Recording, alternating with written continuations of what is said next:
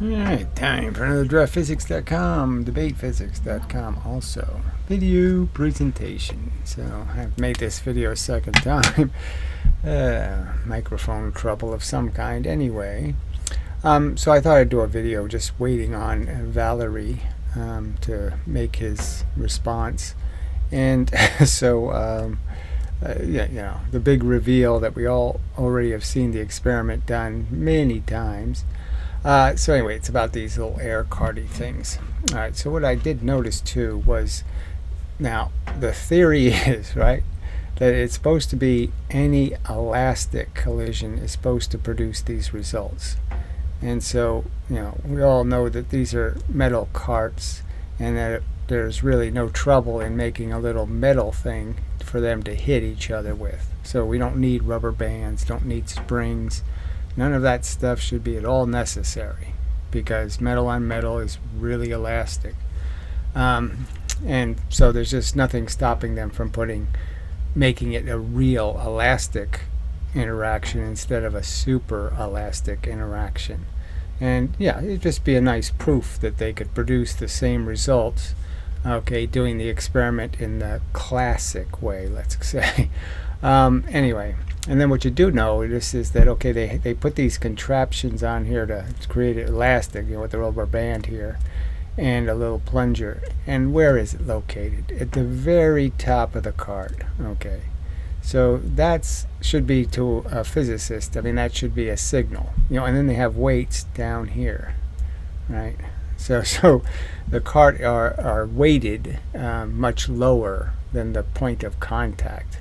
So none of this energy is going through the center of gravity. So just like any high school physics student could realize that if I collided two things and had their contact point, their collision point, way above their center of mass, that they're going to have every likelihood that they're going to tip because they're going to try to rotate.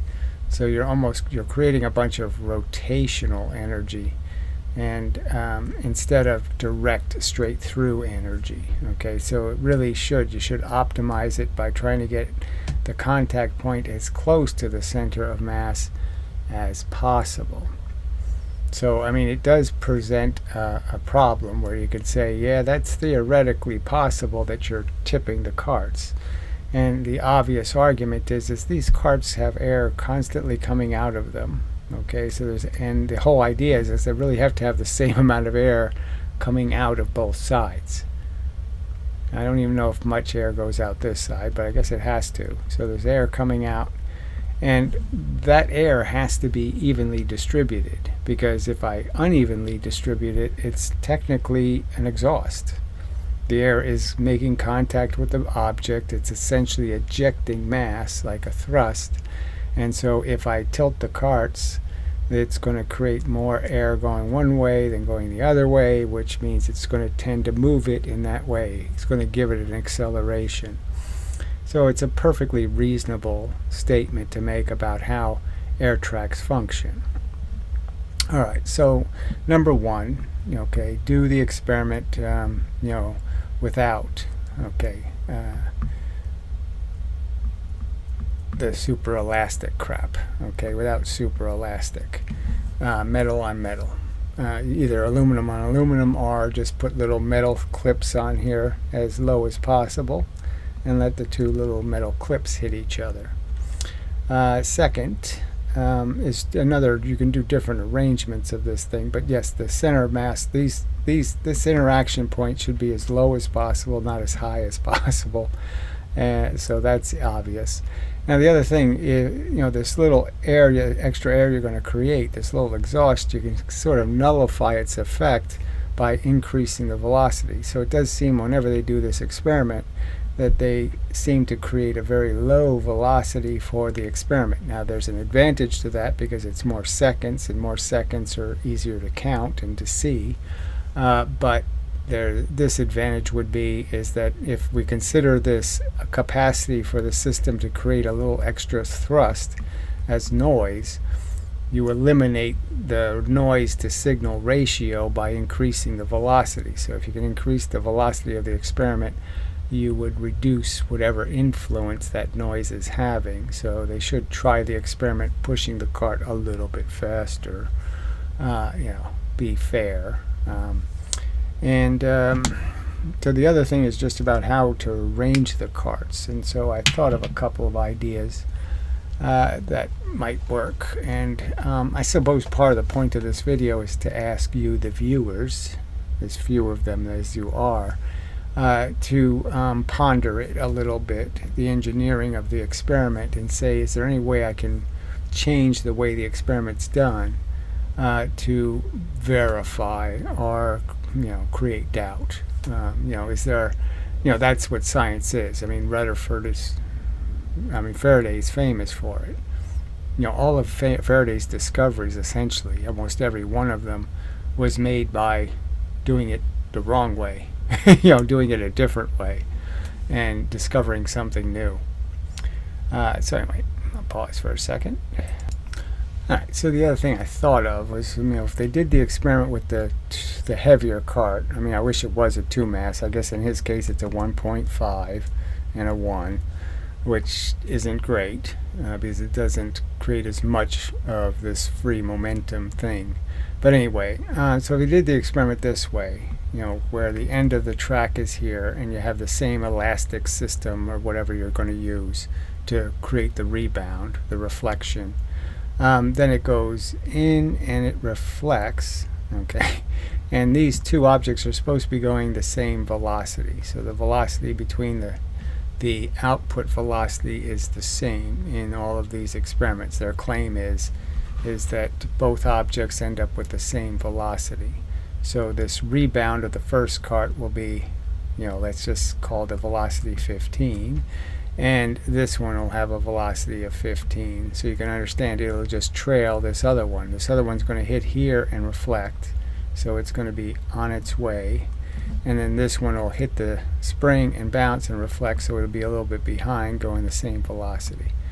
Alright, so that's makes it sort of obvious that you're putting 100 in this way. You have a magnitude of a force you're putting in, and you're going to get back 130 momentum, MV. So you put one in and get this 30% increase in the amount of energy going in one direction. So again, this argument that it's going in the opposite direction. Well, it's only going to go in the opposite direction for a tiny amount of time.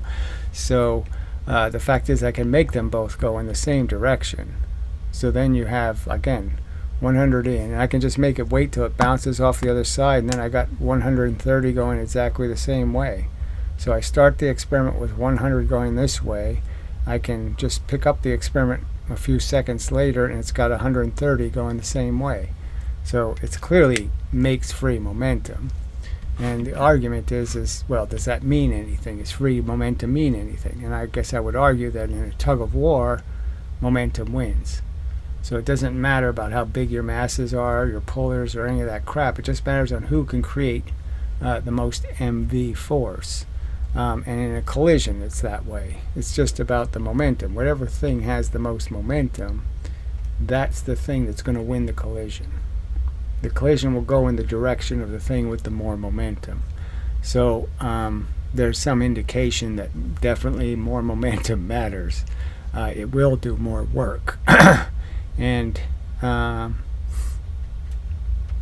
so that's their challenge, is to, I mean, obviously you could shoot a bullet at a brick wall or something, have the bullet reflect, but it clearly put more momentum into the material it's reflecting off of.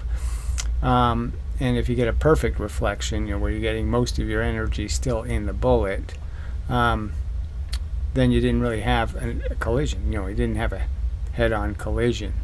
So it's, the thing with the more momentum is going to create more motion in its direction. Just has to work that way. And again, you could argue that this is, these experiments, this AirTrack does give you a chance to say, well, does it matter which cart is hitting which cart? and it, the relativity argument, because clearly it'll demonstrate it really does matter. The outcome will be completely different if I create the subtraction of distance, okay, by having the small cart do the moving, or I have the big cart do the moving. There's going to be a difference in the outcome. It's not going to look the same. So it sort of goes to any notion of relativity and an equivalency principle, because it really does. You really can see who was really moving by looking at the outcome, because the outcome is going to basically say the thing with more momentum is going to win, and that thing has to have the energy. If it has more momentum, it has to have more energy. Something like that anyway. So I think this would be a worthwhile way to do the experiment, just to make it clear that everybody's agreeing that you're claiming you're going to make free momentum. You're going to take this going in and you're going to make more going out. And just to be clear, and what the implications of that are, like I pointed out in the other video, you could take a pendulum and hit the cart. So you could create huge differences in the amount of mass you're hitting the cart with, and really test the theory that you can put twice the momentum into an object and get 100% back. Because I'm claiming you can't do that, clearly. That don't happen. Alright, so if the cart moves, it's using the energy. Frankly, you can't give your energy to something and then keep it. Can't do that. Can't knock down bowling pins and still keep your momentum. Can't do that in this universe. Alright, so I think that's enough to make my point. Points that I think are worth making anyway. And we'll see what he produces as a video. So is he going to get the 15% increase in the momentum? And is that going to be all that's going to be said? As well, we produced the outcome. Yeah. But did you do it honestly? I think they already know this stuff. Because, often they'll sit there and push one of the carts and then they grab the cart. Why bother grabbing it? Let it bounce around for a while. See what it does. Why wouldn't they be curious to see what it does?